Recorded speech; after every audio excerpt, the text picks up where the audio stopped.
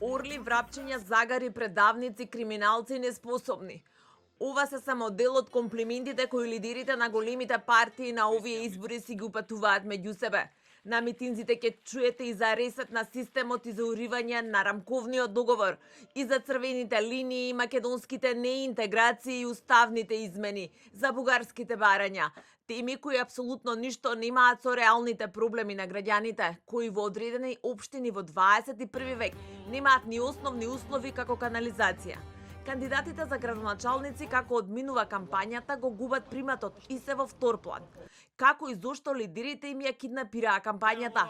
Во македонскиот блок тоа станува се потензично, со веќе директни обвинувања, но во албанскиот блок доаѓа до својот зенит, бидејќи не само што е тоа некаква национална определба, туку и во албанскиот блок двата блока се борат за преживување после локалните избори, а политичкиот амбиент после локалните избори ќе биде тој кој ќе ја дефинира нивната политичка судбина. Така што може да се добие впечаток дека партиите им ги киднапираа кампањите на кандидатите за градоначалници и дека сега веќе водиме две одделни кампањи. Додека владата нема некоја сериозна капитална достигнување, освен проектите наследени од претходната влада, а европскиот пат е во целосна стагнација и застој, се потребни национални теми за да се достигне или да се електризира електоратот.